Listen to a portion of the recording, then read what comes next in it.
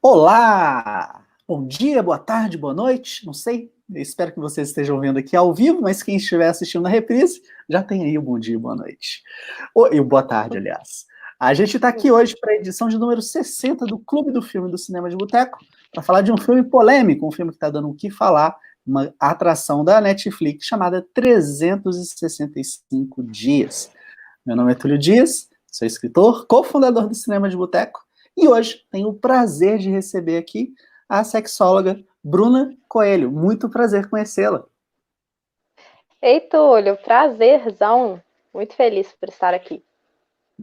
Muito bom mesmo, já acompanho o seu trabalho, já tem um tempasso, e na quarta-feira a gente recebeu aqui o Lucas Ares, que é aqui de BH, e uma das coisas, a Priscila Armani, que também tem um podcast chamado Sexo Explícito, acho que depois até recomendar, acho que você ia curtir. É bom muito legal, também.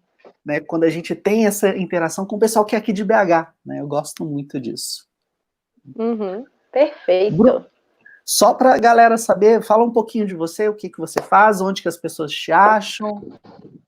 Perfeito. Pessoal, sou mineirinha, aqui de Belo Horizonte mesmo, amo essa terra, sou psicóloga, sexóloga, e trabalho já há um tempo com relacionamentos, né? E é bem interessante, eu amo a sexologia, cada dia é uma surpresa. E é muito legal a gente poder entender a sexualidade de uma forma positiva e estimular as pessoas a se conhecerem melhor e a viver o sexo de uma forma leve, livre, solta, que faça sentido.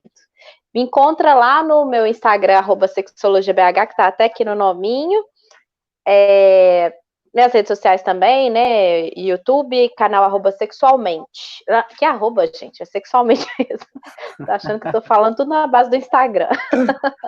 Não, tá certo. Bruna, me fala, essa aqui é um pouco fora da pauta, mas como é a sua relação com o cinema? Você gosta? Você assiste muito filme? Como que é para você?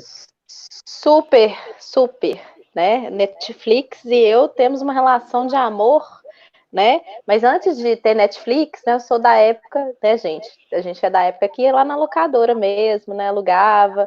Então, eu acho assim, filme é uma ferramenta maravilhosa também, até propriamente no atendimento clínico, né?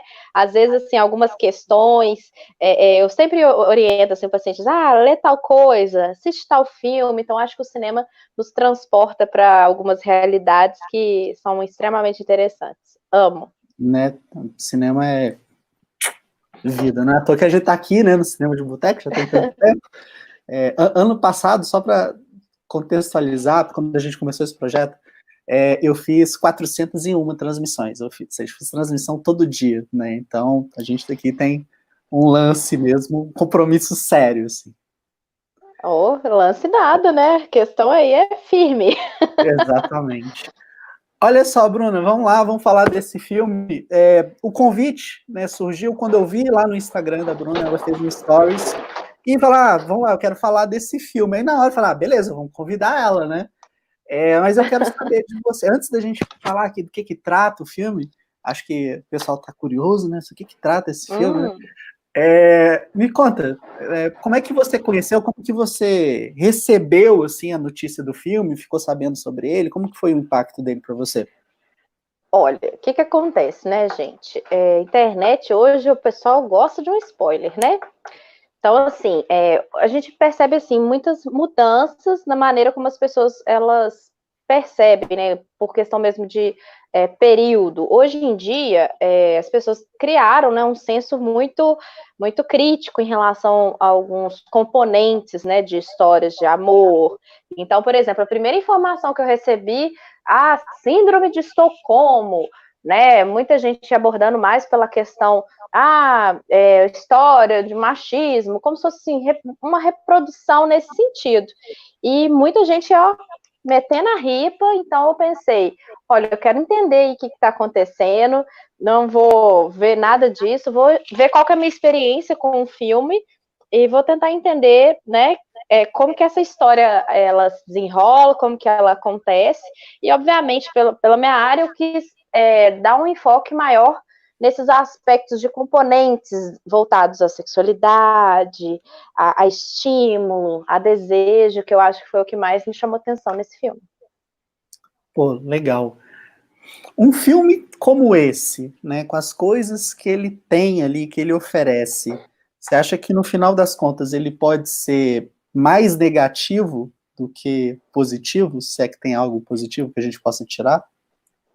Olha, uma coisa que eu percebo, que, por exemplo, ao passar o tempo que for, quando surge algum filme que aborda aspecto da sexualidade de uma forma mais aberta, né? Parece que assim gera um frisson nas pessoas, né? Como se fosse algo assim totalmente surreal, fora da realidade. Inclusive, tem até um amigo meu que falou assim: ah, é o novo pornozão da Netflix. Aí eu já fui toda, né, também preparada. Falei, nossa, cenas, quero ver as cenas. E quando eu fui ver, eu falei, gente, uai, como assim? Então é interessante a gente perceber como que as pessoas ainda elas reagem, né? Quando alguns filmes eles tratam mais abertamente desse aspecto da sexualidade, dentre outras questões também, que eu acho que, apesar de estarmos em tempos em que a sexualidade é extremamente discutida, tem coisas que não mudam, né, nessa maneira como vai abordar. Vou dar um exemplo, né? Partes do corpo feminino sempre à mostra, né? Sempre naturalizadas, aquela coisa. E cadê o pênis, que parece que ele inexiste? Exatamente. Eu fico perguntando onde que ele está, né? Onde ele Exatamente. vive. E como que, de alguma maneira, esse tipo de representação, quando ele é colocado de uma forma massiva, não tem como isso não fazer com que, por exemplo, determinadas questões, né, suscitem, né, nos venham a suscitar alguns questionamentos, né, como se fosse assim, intocável, né, como se fosse assim, o pênis existindo, visto, algo assim, grotesco, algo ruim. Então eu fico prestando muita atenção nesses detalhes, que apesar de a gente estar meio moderninho de falar de sexualidade, né, até, os mamilos tecnicamente são polêmicos em alguns lugares, mas no cinema eu nunca vi. Tem mamilo para tudo quanto é lado. Pênis que é bom, não tem nada. Fico só observando. Cara, eu tenho essa mesma impressão. Uma das tretas, né, além de eu não gostar realmente do 50 Tons de Cinza, e de filmes assim em geral, é que são filmes que falam de sexo e não mostram o sexo ali efetivamente. O corpo masculino é como se ele ofendesse a pessoa, como se, não pode mostrar isso. Cara, não faz sentido. Nenhum. Nenhum, né? Mas beleza. Perfeitamente. 365 Dias é um filme dirigido pela Bárbara Bialowas, tá? O filme conta a história, eu espero que seja assim a pronúncia do nome dela, mas se não vai ficar sendo, vai ficar sendo. Isso aí. Conta a história do Máximo, nome, né, que a gente lembra aí do Gladiador também. Ele é um mafioso italiano e acaba sequestrando essa mulher, que ele encontra, assim, ele tem um lance com ela, decide sequestrá-la, e dá 365 dias para que ela se apaixone por ele. Ou seja, é um daqueles relacionamentos bem de boa, né? Do tipo, eu vou te sequestrar aqui, você vai abandonar a sua família, você vai viver comigo agora, e você tem 365 dias para me amar. Então, essa é a ideia, essa é a premissa principal. A Bruna citou a questão da síndrome de Estocolmo, que é nada mais aquela questão quando a gente sente atração pela pessoa que nos sequestrou, nos fez algum tipo de mal, assim, nesse sentido. Se você quiser me corrigir, Bruna, você acrescentar mais coisa. Então, é a premissa do filme, tá bom? Quer coisa? E aí, o que acontece? Por isso que eu acho assim, a gente tem que enxergar essas nuances da história, né? Quando existe, por exemplo, essa síndrome de Estocolmo, que inclusive, né, surgiu lá na Suécia, quando um assaltante de bancos, né, as vítimas foram criando uma conexão com esse assaltante de banco. Quando a gente vai entender assim, o que leva a essa situação, pode ser uma situação de medo, em que a pessoa pensa que se ela criar uma é verdade, gente do céu. Tive uma certa felicidade quando vi esse filme. Não posso negar. Mas, enfim, Quando acontece essa questão, por exemplo, da síndrome de Estocolmo, é como se, por exemplo, a pessoa que está em situação de vítima, ela criasse uma conexão, né, psicológica com a pessoa que, né, tá lá fazendo as coisinhas erradas, mas como se, por exemplo, eu faço isso para, de alguma maneira, eu tentar evitar que a pessoa faça algum mal comigo. Mas pode também ser uma reação diante do medo, né? Aí, a minha opinião ao assistir o filme é que, assim, até então, assim, a cena, ele sequestrando, é bem bizarro, né? Vamos combinar, é uma coisa bem surreal, ponto. Mas os elementos, quando acontecem, né, o filme, em que ele, de alguma maneira, assim, fala que não ia fazer mal, né? Até então, ela tem a oportunidade de fazer determinadas coisas e ela faz, né? As comprinhas que ele leva para fazer as compras. Então, tem algumas nuances, assim, até que ponto, né? A pessoa realmente ela tá, de fato, fragilizada com aquilo, ou ela também entrou como se fosse um componente da fantasia. Eu falo assim, vamos avaliar a situação como se fosse um componente da fantasia. Tem algumas fantasias sexuais que elas, né, que eu acho que muito da história também mexe com essa coisa, né, do proibido, de uma coisa, de uma cena, é que, por exemplo, fulano, sei lá, fantasia de policial. Nossa, né, quando a pessoa vai fazer a cena, brincando lá com o namorado, nossa, vem cá, que você é um bandido, vou te prender, aquela coisa toda, né? Enfim, tem cenas, né, dentro de uma realidade que são componentes interessantes e que, de alguma maneira, participam de alguns pensamentos, algumas fantasias que são até coletivas, né? O que eu acho que muda nesse momento é que, hoje em dia, com todas essas discussões sobre relacionamentos abusivos, né, todo mundo tem uma consciência que, de fato, aquilo ali é bem surreal, né? Totalmente fora da realidade, né? Em que a pessoa ela pode, né, ter assim, a liberdade de escolher porque ela quer se apaixonar e quem é o máximo na fila do pão para falar assim, você tem 365 dias, né? Enfim. E aí é por isso que eu vejo que assim, né, houve essa conexão e as pessoas estão percebendo muito esses efeitos, né, essas conexões, e fazendo essa leitura, né, como realmente, olha, isso aí tem alguns componentes de relacionamento abusivo, a pessoa vai lá, compra coisinha, né, chega parecendo que está protegendo, mas está limitando a liberdade, então a consciência, essa visão sobre relacionamentos mudou muito, e nesse sentido eu vejo que deu um bafafá gigante por conta disso, né, mas eu particularmente, né, obviamente tem essa realidade, mas eu prestei muito mais atenção nessa parte, assim, do que esse filme, ele mexe, né, ele trouxe esse tchan nas pessoas, né, o que esse filme tem que despertou essa curiosidade, como na época, por exemplo, né, do 50 Tons, né, que parece que, tipo assim, surgiu do nada o universo BDSM, como se nunca tivesse acontecido, né? Então, na verdade, é mais como a coisa, né, mostrada, o que tem, por exemplo, que é coletivo, que às vezes as pessoas, né, têm de interesse, de fantasia e de elemento que encontra nesse tipo de filme e de história. Perfeito, perfeito. Assim, até conversando com minha mãe, ela assistiu o filme, ela ficou toda, nossa, queria ter sido sequestrada pelo Máximo, imagina. E depois ela aceitou, mas se não fosse ele, se fosse feio, eu não ia querer, não. Aí eu fiquei pensando, né, tá, então, tá vendo? A situação tem essas variantes, né? Você acha que a questão da beleza para o público influenciou além da conta, do sentido, cara, tem um deus grego seminu aqui o tempo inteiro, selvagem, e, caraca, ele me sequestrou. O quanto isso pode ter batido ali para a pessoa não perceber a realidade daquela situação?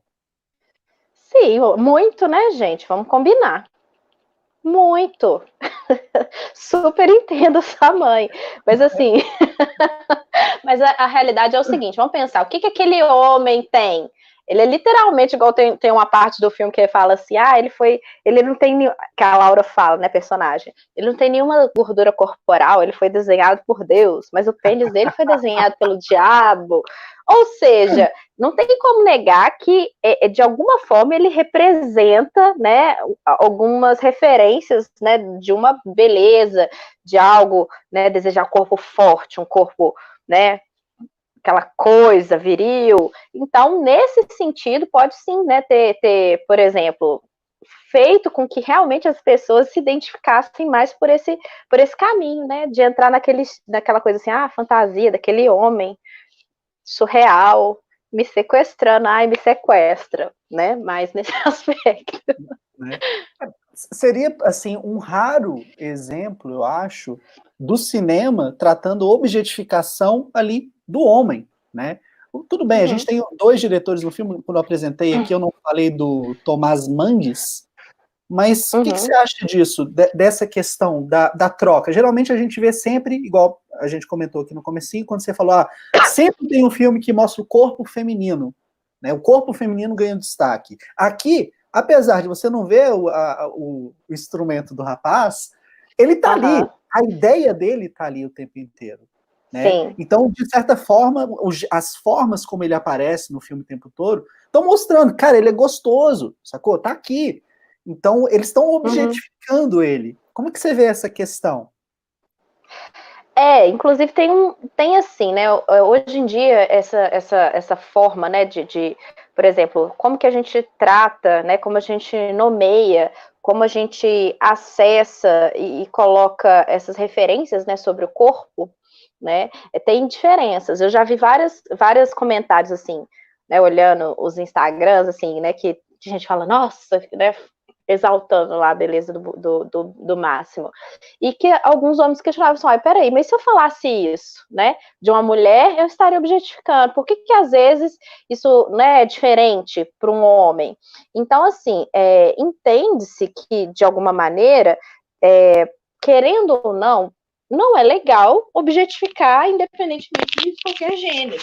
Só que na nossa história a gente sabe que, né, tem sempre um peso muito grande sobre os corpos femininos com relação a essa objetificação, né? Então, nesse aspecto, é um ponto a se pensar, né? É um ponto a se questionar sobre a forma como a gente coloca, nomeia e diz, né, dessas pessoas.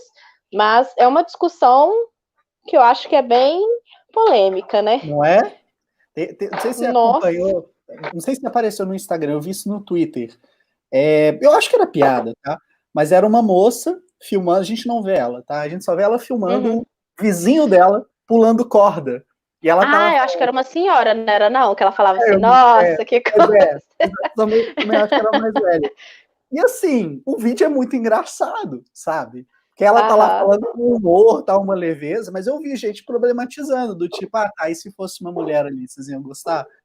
Então, assim, às vezes eu acho que não tem muito limite do humor, que no caso ali a mulher claramente, ela estava se divertindo visualmente, mas ela estava fazendo graça, sabe? Então...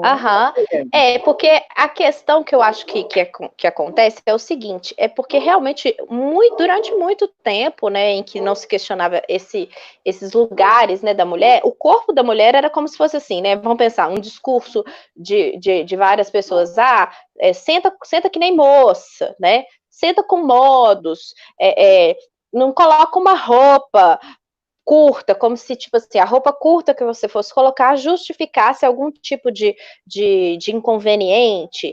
Então, era mais nesse aspecto desses limites, né, que eu acho que é óbvio que é importante a gente sempre discutir, né, mas eu particularmente, entrando nessa questão, eu não acho que os homens, eles sofreram objetificação, acho que é uma relação completamente, não consigo pensar, resgatar esse momento histórico em que um homem foi objetificado, em que ele ficou numa situação de fragilidade em virtude do seu corpo, né? Porque, na verdade, a questão é mais realmente a gente que é mulher, né? Em que, nessa questão de relacionamentos abusivos, de propriamente o abuso sexual, muito se justificou, por exemplo, o corpo da mulher como se fosse assim, né? A culpa é dela. Aconteceu por conta dela. né? Então, é complexo isso. Não é bastante. Tem aqui a Selma mandou aqui um comentário. Sem Sim? falar que o namorado da Laura transava com outras mulheres. E ela no quarto se masturbando. Uma mulher necessitada de amor e sexo. E aquele careca nojento não dava para ela. E ela Ô, gente, foi continuou. meio discrepante, né? Aquele careca pareceu um máximo do Não, nada. Nada contra carecas, mas realmente eu falei, nossa, não é? É tipo, você tem no... costelinha e de repente aparece filé mignon, tá ligado? É, É tipo isso. E aí ela continua aqui que o filme romantizou o máximo para, obviamente, todas as mulheres amá-lo, né? Mas ele é realmente escroto ao extremo. Porém, no filme, ele é até gentil. então assim, vamos entender que no caso, por exemplo, a Laura, ela já não estava numa relação bacana, né? Porque lá naquela parte do filme, que ela tá lá na piscina, tipo assim, parece que ela tá implorando a atenção, né, do cara, do careca. E Uhum. ele lá dá um miguezinho assim, não, eu comprei esse negocinho, um imã de geladeira, aquela coisa toda. Então, assim, querendo ou não, apesar de ela ser uma mulher até então profissionalmente poderosa, né, ter liberdade, ter autonomia, é aquela questão, né? Isso não impede que a mulher esteja em algum tipo de situação abusiva. E vamos pensar, mulheres que vivem algum tipo de relacionamento abusivo, que às vezes não se dão conta, em que às vezes, por exemplo, existem faltas, a autoestima fica baixa, né? Existe aí uma tendência e todo um caminho em que ela possa também se repetir, porque ela aprendeu de alguma forma, né? Se ela não ter, né, essa consciência e, né, entender, né, o formato da relação que ela está escolhendo, geralmente existem padrõezinhos que ela tende a repetir, né, de escolha de homens, né, nesse sentido.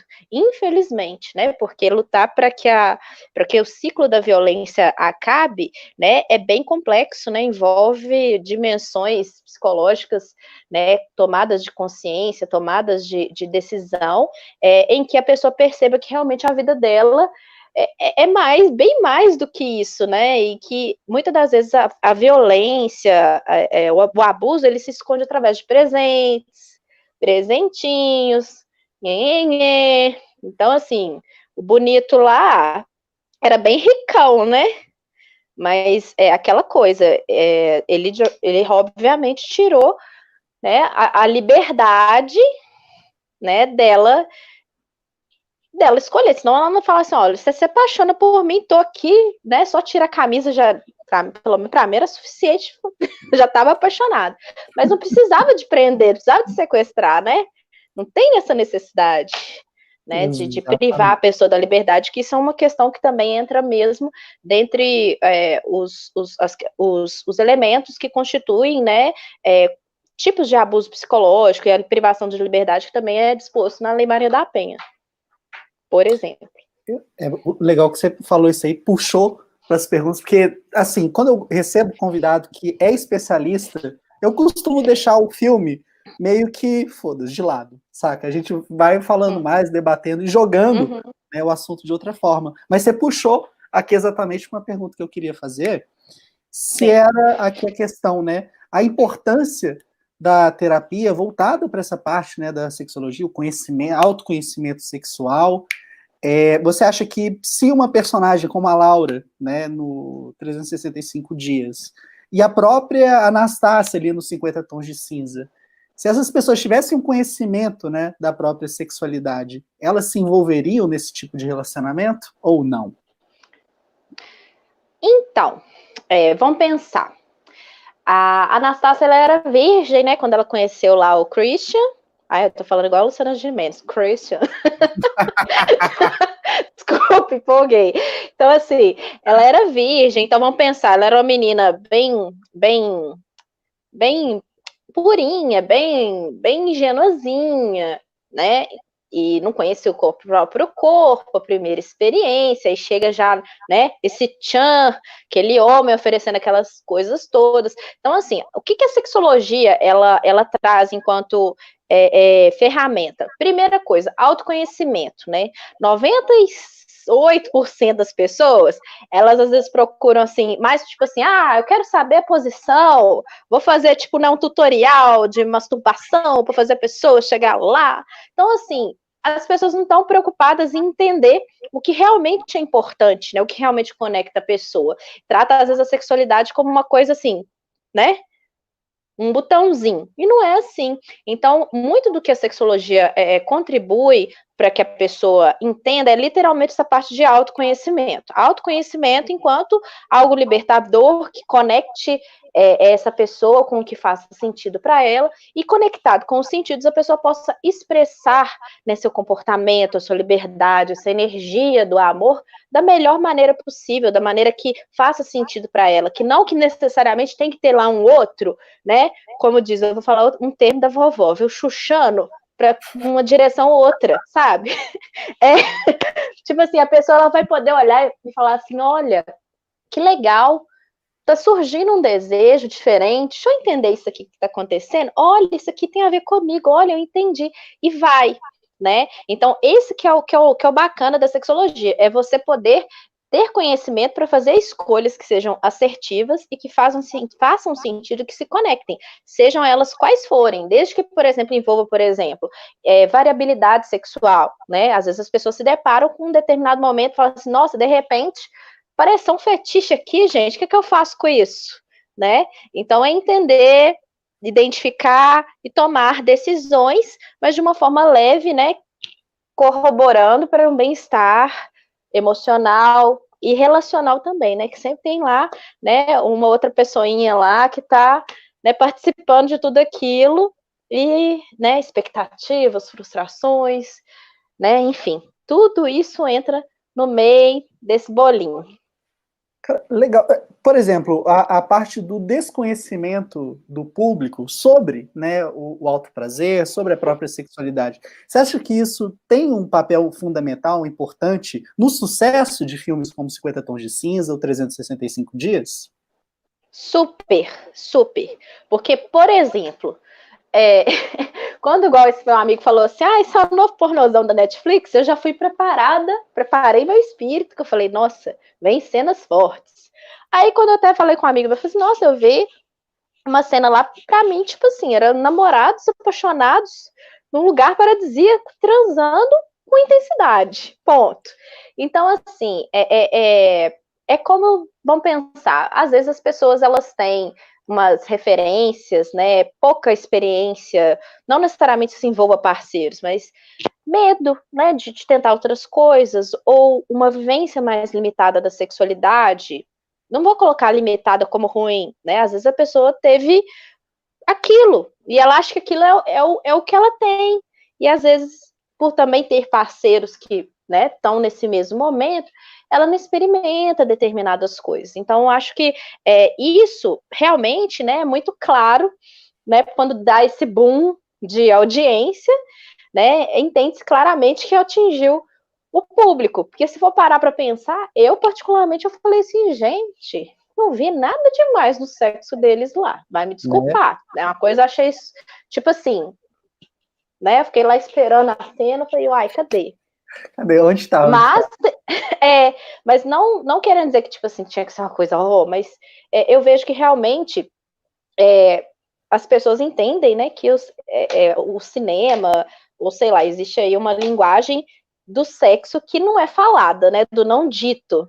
Então, quantos casais que às vezes, né, estão lá, né, vivendo, levando aquela vidinha, querendo experimentar com coisas, mas fica com medo de como que o outro vai reagir, como não vai reagir. Então, as pessoas, elas não têm essas conversas, para além do sexting, né, que é a conversa sobre o sexo. Falar assim, nossa, meu bem, eu gosto quando você faz isso. Não, meu bem, não, quando você faz isso, pelo amor de Deus, não é legal, não curto. Então, é aquele medo, aquele excesso de zelo, mas que, na verdade, a pessoa não se abre, não se sente vontade. Então, isso é o que eu mais vejo no consultório. Casais que não conversaram assim sobre coisas elementares e que aí, tantos 30 anos de casado, é a primeira vez que a gente está falando sobre isso, nunca parei para pensar, falei, pois é, né? Bora pensar então agora, né? Porque isso é importante, né? A pessoa desmistificar e poder falar assim, ó, meu bem, gosto disso, ó, gosto quando você faz nessa tal velocidade, ó, sabe, dá dica mesmo pro parceiro, não é ficar com GPS também não, né, gente, pelo amor de Deus, senão também fica difícil. Mas assim, elogiar também, porque às vezes a coisa tá tão boa, mas a pessoa não tá nem não elogia, né? Aí o outro vai ficando lá murcho, xoxo, tipo assim, não sei se eu tô. Então, assim, exalta, né, aquilo que é legal. Nesse meio espaço também tem muitas pessoas que têm disfunções sexuais, né, que às vezes nem sabem, né, fica anos sem saber, por não ter muitos parceiros, não ter muita experiência, né, na área sexual, e acaba vivendo uma sexualidade bem limitada, bem assim, 20% de 100. 20%. É isso aí. Infelizmente, né? Infelizmente. Infelizmente. O Matheus mandou essa pergunta, né? Ele quer a sua opinião para saber se filmes como 365 Dias e os 50 Tons de Cinza reforçam os arquétipos tipicamente patriarcais e alimentam a masculinidade tóxica. Gente, sim, vamos pensar que alimenta. Eu acho que hoje em dia, o que acontece? Até a reação das pessoas diz muito disso. O povo não está engolindo qualquer coisa, não. As pessoas estão questionando. Então, tem novos modelos que vamos pensar. Eu tô, assim, 5 anos para cá, tipo assim, deu um boom, né? Nessas discussões sobre gênero, sobre o que é violência, bem especificamente, né, o que é a gente é sujeitar o outro. Então, acho que hoje em dia as pessoas, por também ter muito acesso à informação, elas não estão engolindo qualquer coisa, não, né? Outro dia, até pensando assim, não tem a ver com o assunto, mas eu fiquei sabendo aquele filme, aquele da... Ai, gente, O Vento Levou, modificaram umas cenas. Então, realmente... O que eles fizeram foi retirar o filme do catálogo, aí eles vão voltar com o filme, que eu acho, com um letreiro para situar, só para contextualizar. Eu acho que não vão modificar nada no filme.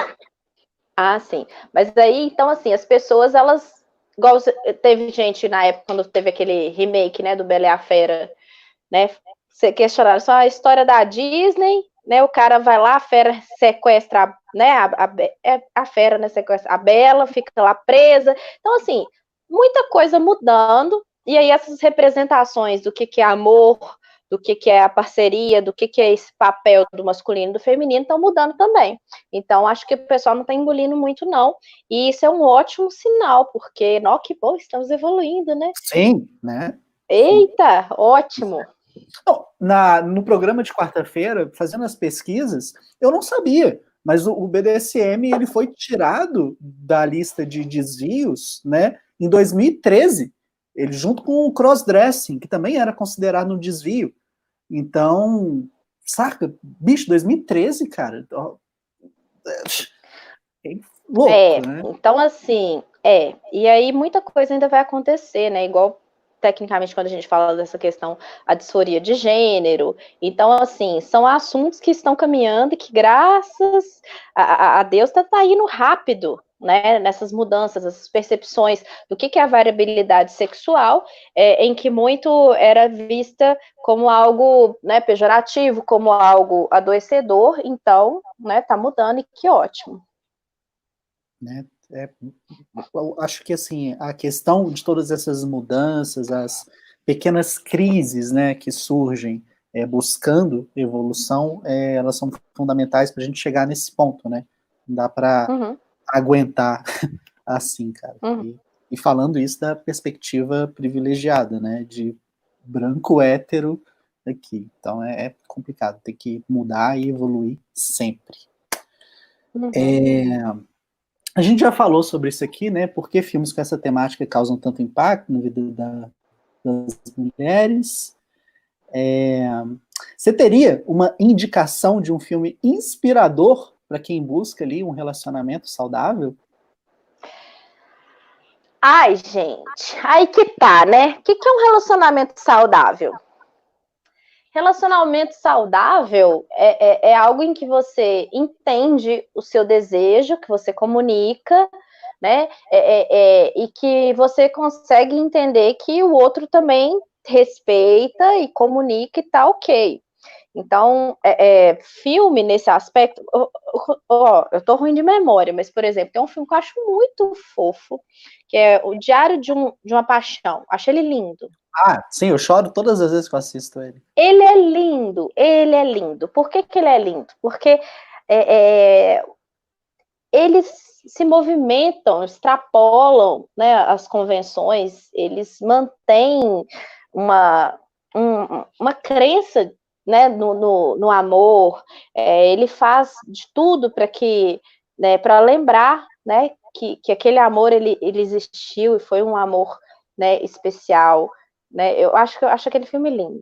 Eu não sei se, e aí vão pensar, necessariamente quando a gente fala relacionamento saudável, a gente tem que extrapolar a ideia de tipo assim, existe aí um modelo de relacionamento que vai ser, né? Isso é muito muito relativo. Então, por exemplo, tem pessoas que, por exemplo, têm um relacionamento saudável e com muita variabilidade, por exemplo, de experiência sexual, por exemplo, casais, poliamor, etc e tal. Então, acho assim, independentemente do formato de relacionamento, que você respeite, né, os seus desejos, né, e coloque isso claro para o outro, dando a oportunidade do outro aceitar ou não, e segue a vida, né? Todo mundo com consciência e clareza de onde que tá pisando, né? Respeitando os sentimentos do outro, sem fazer gracinha, né, gente? Que joguinho ninguém merece. Né? Assim, de filmes saudáveis, acho que o Diário de uma Paixão é um caso bacana. Não sei se você assistiu Questão de Tempo. Ah, eu acho que eu não assisti ele, vou assistir. É onde tem a questão de viagem no tempo presente, mas não é sobre isso, sabe? É um romance e lindo, lindo, lindo. Lindo mesmo. Né? Ah, eu vou até anotar na minha listinha aqui. É do mesmo diretor do Simplesmente Amor, que é outro filme Ah, lindo. É o Richard Curtis. Vale bastante a pena assim, pegar e assistir. Ô, Bruna, tem no filme, né?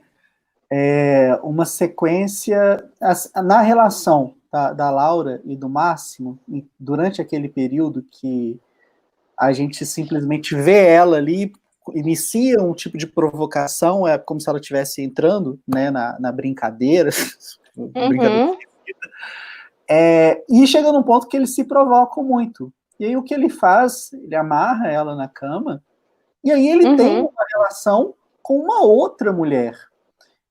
Isso uhum. seria, assim, uma forma muito esquisita de tentar demonstrar ciúme? Não seria uma agressão ali para ela que está amarrada e simplesmente tem que ver aquela cena? Ele foi tenso aquilo ali, viu? Meio complexo. Mas vamos pensar. O que eu vejo naquela história, tirando esses componentes assim de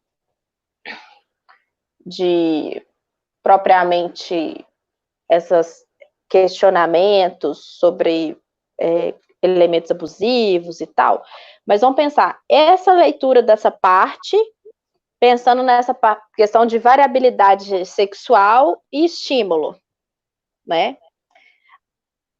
Ali, entendendo por esse prisma, eu entendi que tinha lá aquela coisa meio do voyeurismo, né? Sim. De um voyeurismo. E vamos pensar, vou entrar um pouquinho nessa parte do BDSM, obviamente não colocando isso como tipo, isso aí foi legal, porque dentro do BDSM é tudo consentido, é tudo combinado, é tudo muito bonitinho, que não é o que acontece lá naquele filme, né? O cara xuxa lá as regras e a menina fala assim, uai, peraí, tô aqui, vou ter que cumprir. Mas vamos pensar, se fosse, por exemplo, sob uma perspectiva do BDSM, ou até mesmo dessa questão da variabilidade sexual, naquele momento, por exemplo, existem muitas pessoas que, né, sentem um prazer enorme de assistir o parceiro, né, tendo contato com outra pessoa. Até então, teve alguns momentos que parecia que ela estava assim, mega excitada, né? Sim. Só Bem um parênteses, excitada. desculpa te cortar, só para fazer um parênteses. Esse fetiche, né, acho que chama cuckold, eu não sei se a pronúncia é assim. Cold. Isso, exato. Cara, é um negócio que eu descobri que tá crescendo de uma forma louca, né? O pessoal tá soltando ali, né? Sempre teve, né? O povo que tá falando mais. Agora que tá falando mais, sim. Nossa, sempre teve. Só que assim, vamos pensar, o cuckold tem os limites também, né? Por exemplo, tem algumas pessoas que têm esse fetiche, mas às vezes entre o fetiche virar uma parafilia, que é um transtorno sexual, é bem tênue, né? Por exemplo, uma pessoa em que tem alguns componentes de sentir prazer com o outro numa situação de humilhação, até que ponto? Né? Como que é essa manifestação? É claro para o outro realmente está entendendo aquela situação sem que necessariamente tenha algum tipo de condição relacional que diga, por exemplo, de um abuso. Vou dar um exemplo. Uma pessoa que já tive relatos assim, é uma menina que tinha namorado, namorava o relacionamento, era uma menina bem tímida e tal. O namorado era bem abusivo e ela não estava satisfeita, não queria, por exemplo, fazer uma homenagem, não estava se sentindo, mas o namorado falou tanto, que ela fez homenagem e não foi legal. Ela não estava legal, não estava bem. Então, assim, a gente precisa realmente, né, entender esses parâmetros. Naquele caso do filme, realmente, assim, quando a gente tira essa parte, né, igual eu falei, vamos analisar as duas coisas, né? A parte propriamente do fetiche em si, que no caso ela estava, né, extremamente excitada naquele momento. Porém, qual que era a condição dela? Né? Ela não podia escolher se ela queria participar daquilo ou não. Então, isso que é o fator que é preocupante nesse aspecto e que eu acho que as pessoas estão conseguindo, né, ter uma clareza muito grande, extrapolar aquela coisa como se fosse, tipo assim, isso aqui é só um filme que vai mexer com a fantasia do pessoal. Não. As pessoas falam, peraí, né? Tem alguns elementos de fantasia, mas nessa situação não tá legal, né? Não justifica. Pode ser de outra forma. Exatamente. O Cineação, boa noite. Comentou aqui, né, do 9,5 Semanas de Amor. Você chegou a assistir esse? Gente, eu acho que eu era uma criança. Ele é de 82, 86, não vou lembrar. Aí nessa época eu já não tinha nascido, né? Mas eu assisti ele, eu era bem pequenininha. Caraca! Não, eu recomendo rever, eu vou fazer uma análise muito em breve.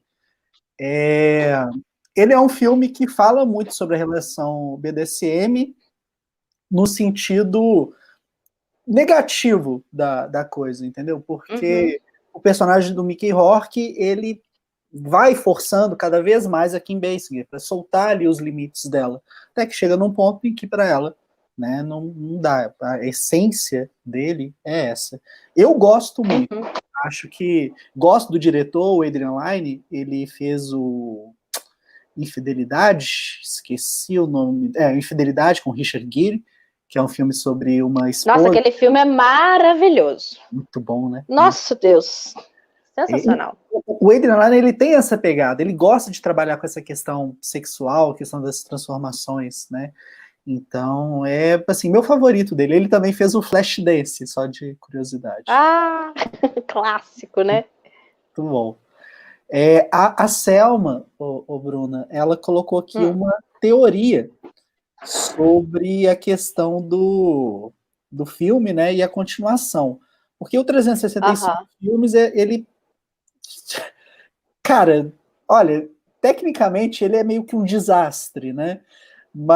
As próprias cenas de sexo, às vezes tem umas músicas que a gente fica se perguntando de onde escolheram a trilha sonora. Não sei se nas cenas de sexo apenas, como em outros momentos, não combina simplesmente. Mas o que chama mais atenção ali negativamente é a forma como o filme é concluído. Já ouvi falar que vamos ter ali uma continuação. Como a Selma tem um spoiler muito louco aqui para o final, não vou entrar muito nisso, apesar que tá, whatever. Mas me fala, o que você achou do final desse filme? Xoxo pra caramba. Eu fiquei meio assim, Acabou? Tipo, sabe? Porque o que acontece? Eu não. Foi muito rápido a parte dessa evolução dela lá negando, lutando, e para os dois já casalzinho, casou, bonitinho, aquela coisa toda, e família. Foi muito estranho. Acho que faltaram muitos elementos ali para constituir a história de uma forma né, melhor. O sequestro também foi meio esquisito, foi meio tosco. Eu achei bem tosco, assim, tipo, parecia que não tinham preparado as coisas antecedentes àquela cena.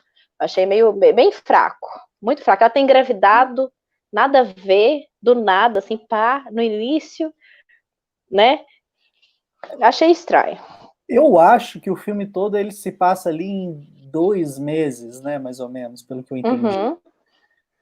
Infelizmente, acho que focaram demais na questão homem gostoso seminu, né, se pegando Super. com a garota. E esqueceram de trabalhar o roteiro, porque aquele final, sinceramente, eu assistindo assim, eu já tava meio pistola, né, falando, puta merda, velho, olha as coisas que eu tenho que ver aqui.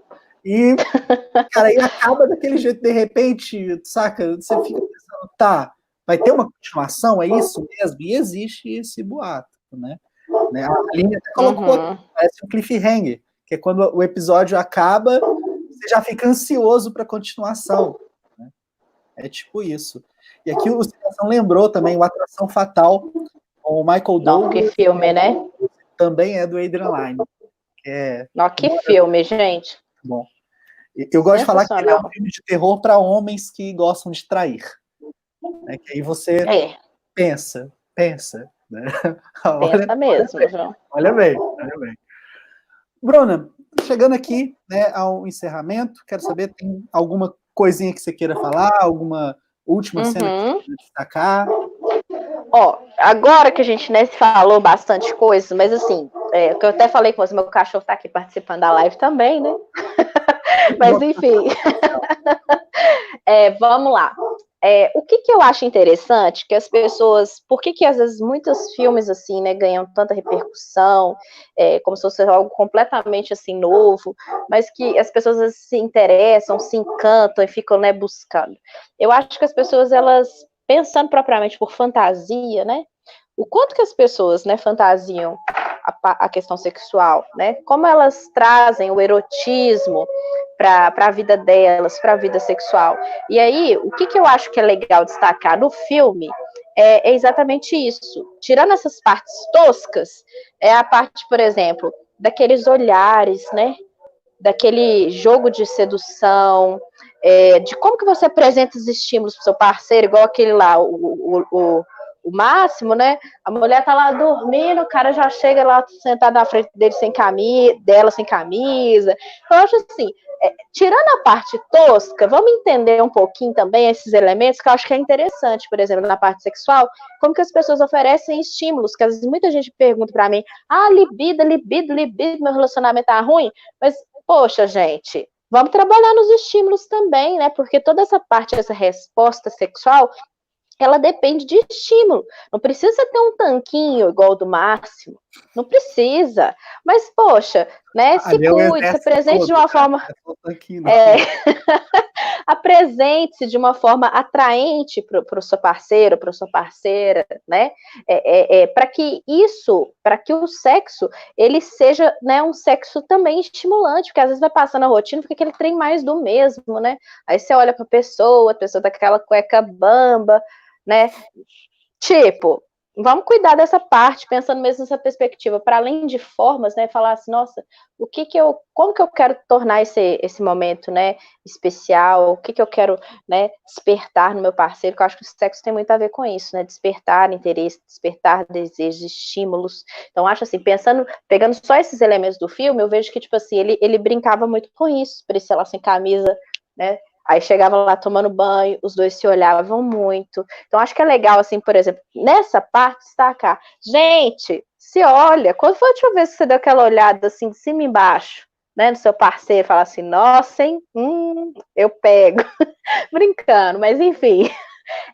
Fazer com que a pessoa se sinta, sabe, gostosa, tipo assim, nossa, olha só, hoje eu tô trabalhado no poder. Então isso é importante também como um componente para dar aquele tchan na sexualidade. Que eu acho que nesses aspectos dá para destacar esse tiquinho no filme.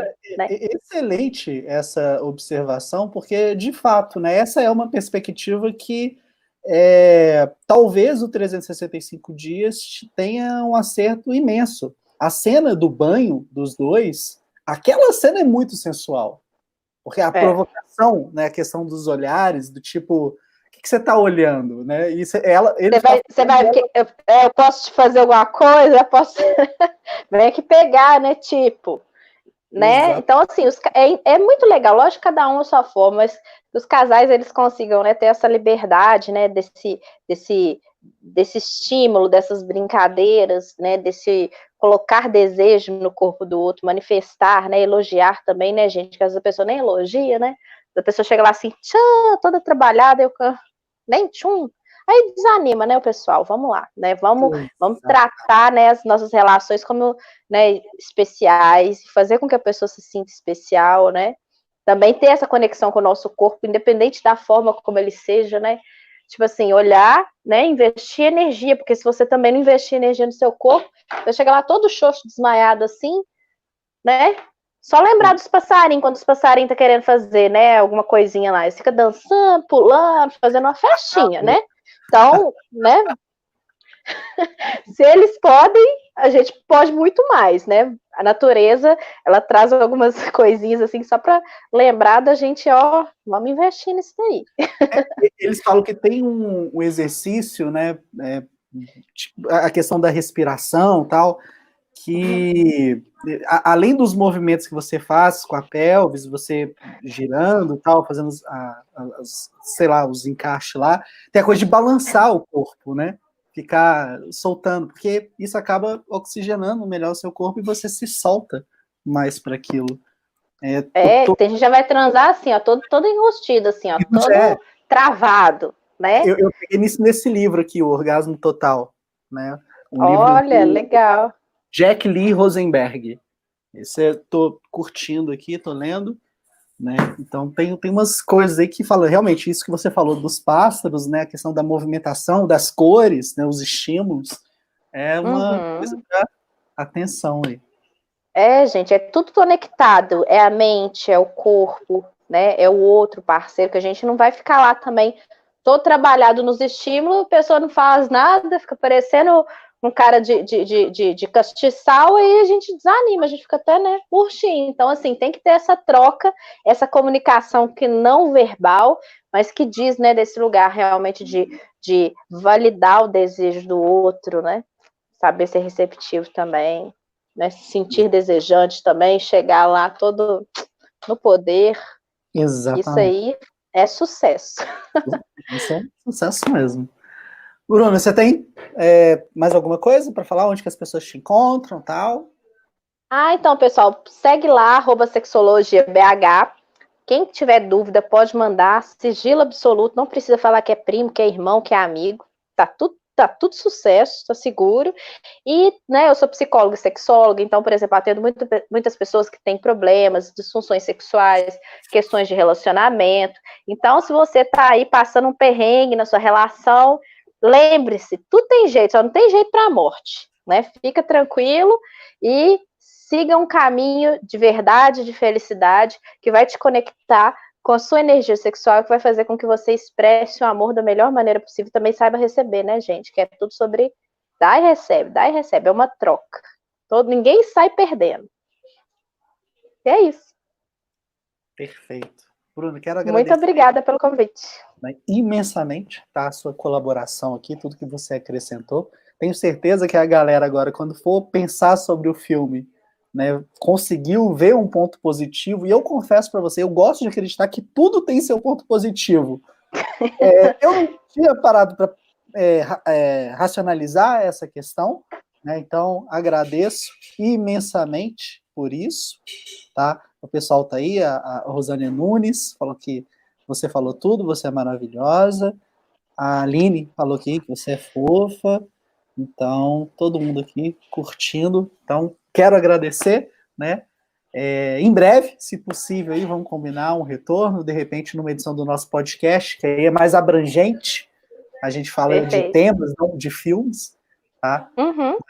É isso. Galera. E depois você vai lá no meu Instagram também, viu? Pô. Bom, isso é legal. Então tá bom, muito obrigada. Pessoal, muito obrigado também. 54 minutos aí a gente trocando ideia. Espero que tenham se divertido. Quem não está inscrito aí no canal, já sabe, se inscreve. A gente faz vídeo aqui quase todo dia, né? E amanhã a gente está de volta com mais uma edição aqui do Clube do Filme. Não tenho a menor ideia do filme que eu vou falar amanhã, porque eu vou escolher amanhã. Então, é isso, tá? Tchau, tchau, gente.